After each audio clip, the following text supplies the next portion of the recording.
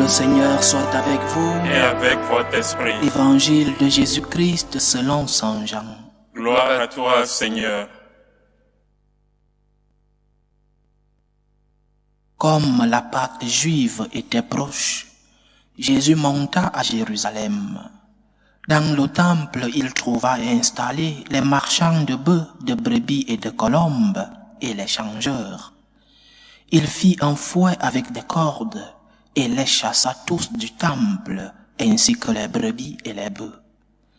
Il jeta par terre la monnaie des changeurs, renversa leur comptoir, et dit aux marchands de colombes, « Enlevez cela d'ici.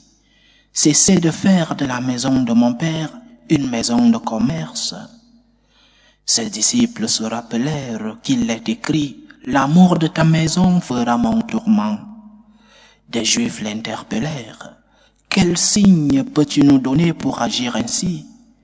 Jésus leur répondit, « Détruisez ce sanctuaire et en 3 jours je le relèverai. » Les Juifs lui répliquèrent, « Il a fallu 46 ans pour bâtir ce sanctuaire, et toi, en 3 jours, tu le relèverais. » Mais lui parlait du sanctuaire de son corps.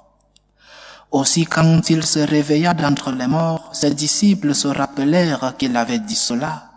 Ils crurent à l'Écriture et à la parole que Jésus avait dite.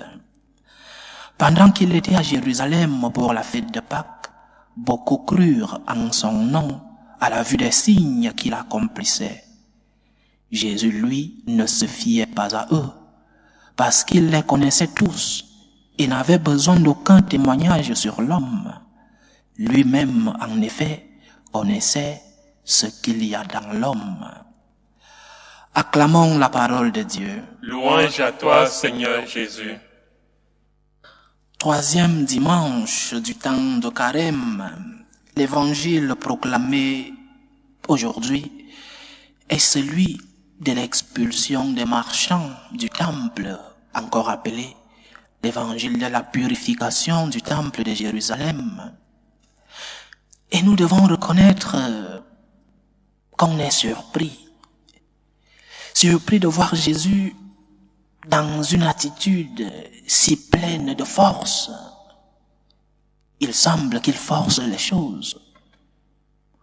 Il montre que l'amour de la gloire de Dieu fait son tourment. Il renverse les tables.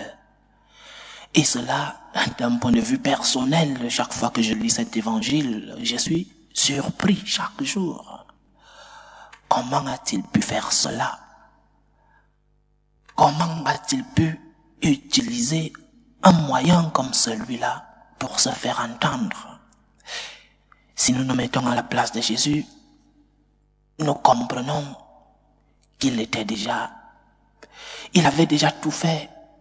Il avait déjà multiplié les pains, beaucoup de miracles, la prédication, parler de Dieu. Mais très peu avaient compris le message. Alors il utilise un autre moyen. Il est important que nous comprenions que c'est aussi celui-là Jésus. Parfois, nous voulons un Jésus qui n'est que le faiseur de miracles. Parfois, nous construisons une idée de Dieu qui est seulement le Dieu qui nous console, le Dieu qui nous remplit de ses biens, le Dieu bon, la bonté, la miséricorde. Et nous ne voulons pas voir, nous ne voulons pas reconnaître que ce même Dieu qui est miséricordieux, ce même Dieu qui nous console, ce même Dieu qui nous accompagne dans nos moments de difficulté, ce même Dieu de temps en temps peut aussi utiliser une main forte pour nous faire revenir à la raison. Ce même Dieu peut aussi utiliser un moyen difficile pour toi pour que tu puisses revenir dans son chemin. Ce même Dieu qui te console, ce Dieu doux, ce Dieu bon, ce Dieu miséricordieux, ce Dieu charitable est aussi un Dieu qui utilise d'autres moyens, je répète, difficiles pour toi, mais bons pour toi, pour te faire revenir à la raison, pour te faire revenir sur le droit chemin. Alors, ne divisons pas la vision que nous avons de Dieu. Dieu est un. N'ayons pas un regard, une vision partielle de Jésus, comme si nous voyons un Jésus attrayant une partie de notre Seigneur, la partie qui nous convainc, la partie qui nous montre un Jésus aussi beau comme un Jésus bien peint sur une photo. Essayons de découvrir un autre visage de notre Seigneur qui est le même Dieu, mais qui nous montre aussi cette pédagogie éducative, cette pédagogie. C'est pour ceux qui ont des enfants, pour ceux qui sont formateurs, comprennent que lorsque la vision du pédagogue de la main douce n'est pas comprise, alors il faut utiliser une autre vision, il faut passer au niveau supérieur. C'est ce que fait Jésus aujourd'hui. Vous ne voulez pas comprendre par amour, vous ne voulez pas respecter le Seigneur par amour pour lui, vous ne voulez pas vous approcher du Seigneur par amour, alors vous vous approcherez de Dieu par crainte de la violence, de la colère de Dieu. Donc, le premier enseignement de ce 3e dimanche du temps de Carême est celui-là. Ne divise pas la vision que tu as de Dieu. Ne recherche pas un Dieu partiel. Ne lis pas les Écritures en recherchant des textes, des passages qui te conviennent et qui te laissent la conscience tranquille, comme certains des sectes chrétiennes qui n'ont qu'un verset biblique dans la bouche. Allons vers ce Dieu qui est complet, ce Dieu total. Ces Écritures qui nous parlent non seulement de ce que nous voulons écouter, mais aussi des choses qui sont difficiles pour nous d'écouter et qui sont difficiles de mettre en pratique. Mais c'est pour notre bien. Quelqu'un disait qu'il y a 2 manières d'entrer dans les Saintes Écritures. La première manière, c'est de sélectionner les passages qui nous conviennent, les passages qui ne sont pas difficiles pour nous de mettre en pratique. Et la deuxième manière, c'est de prendre ces passages les plus difficiles et de demander la lumière du Seigneur, de demander la force du Seigneur pour pouvoir les mettre en pratique. Je crois que nous devons combiner ces 2 manières d'entrer dans les Saintes Écritures.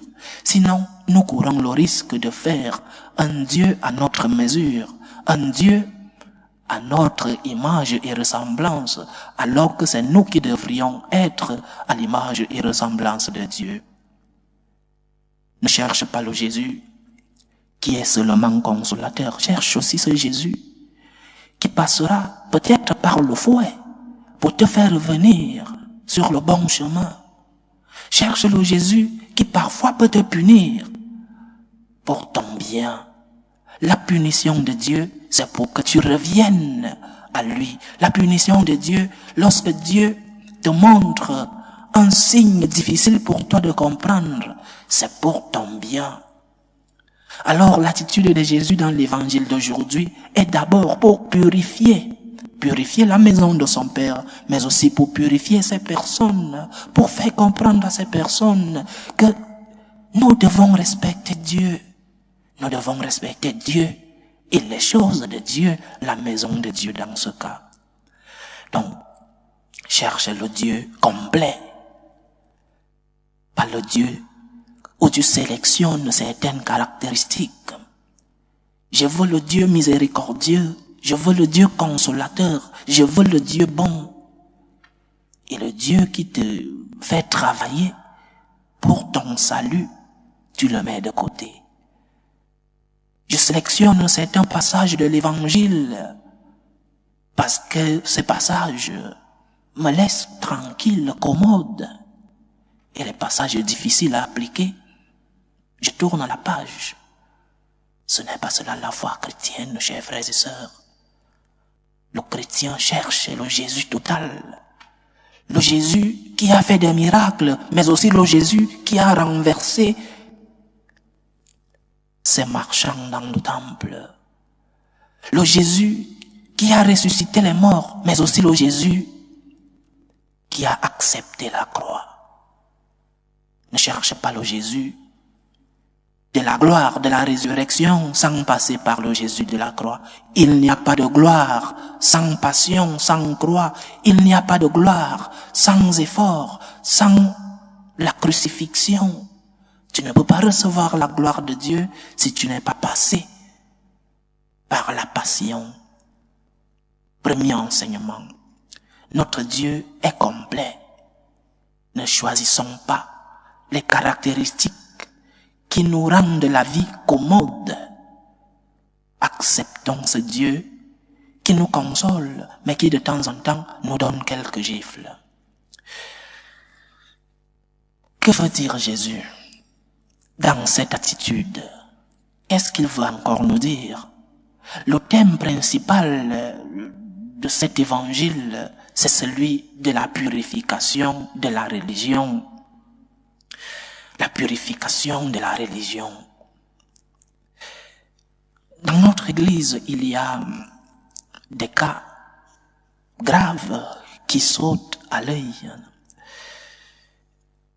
Les cas de pédérastie, les cas de corruption, d'homosexualité, ce sont des vrais cas réels. Ils existent malheureusement.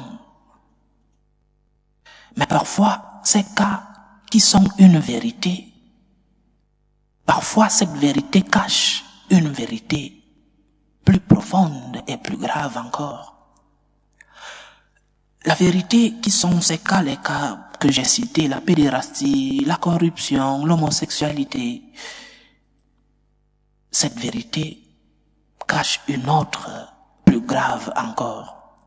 C'est vrai que les abus sont déjà très grave.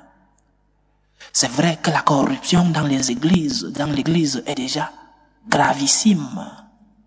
C'est vrai que l'acceptation des actes homosexuels, c'est déjà très grave.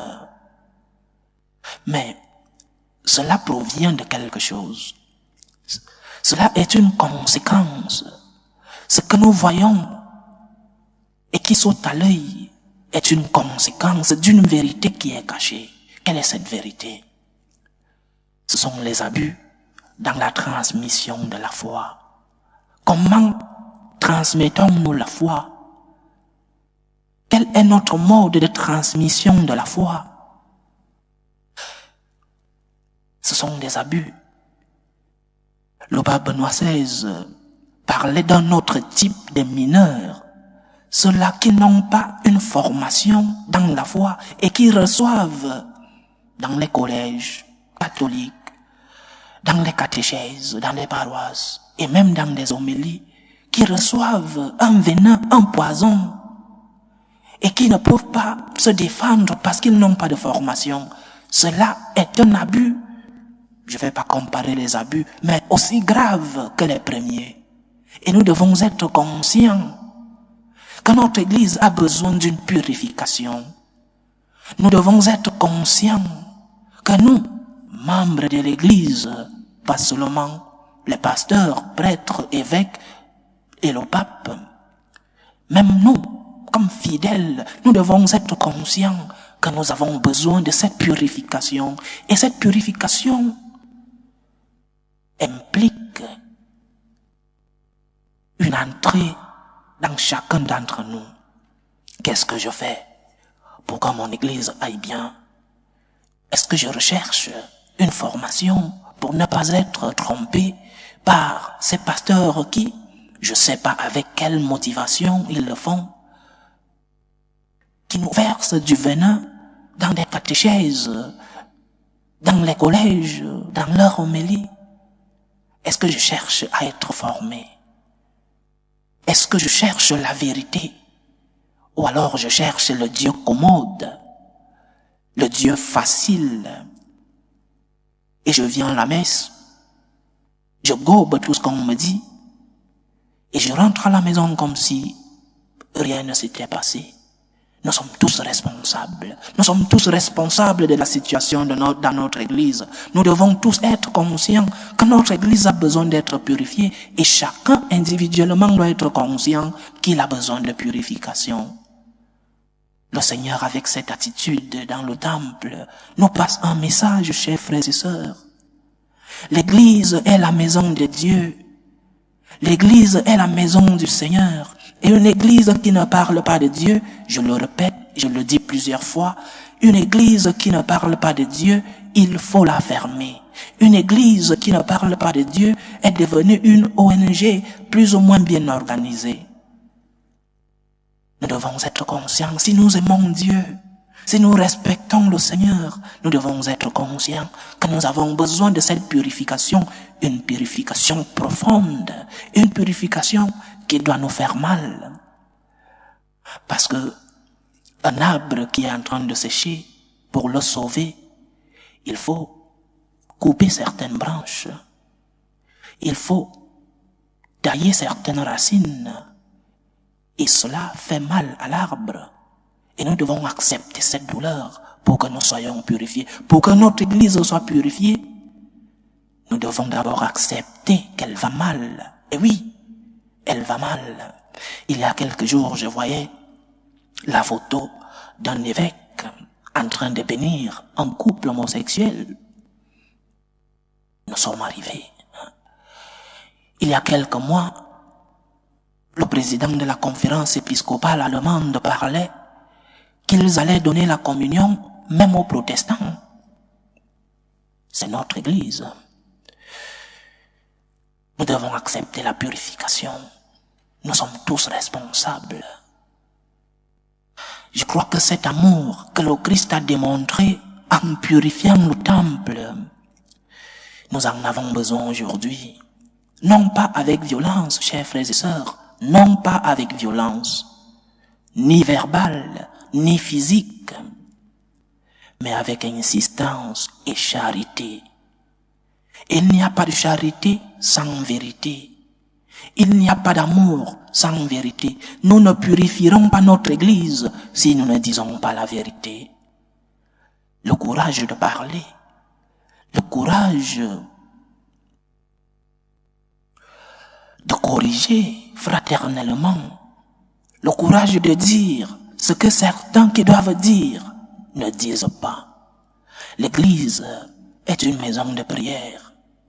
L'église est aussi une maison de charité. L'église sera toujours Bethel, maison de Dieu, et Bélène, maison du pain, maison de l'aliment, la maison de Dieu, la prière, la maison du pain, l'Eucharistie. La maison de prière, une maison de charité, mais j'insiste, il n'y a pas de charité sans vérité. Lorsque nous nous dirons la vérité et lorsque certains seront humbles d'accepter cette vérité, alors notre église sera purifiée. Lorsque nous oublions que l'église est une maison de prière, est une maison de pain, de l'Eucharistie, alors nous finirons par transformer l'église à une ONG, comme beaucoup qui sont là dehors. L'amour de la maison de Dieu doit nous tourmenter. Purifions la maison de Dieu. Commençons par nous purifier nous-mêmes.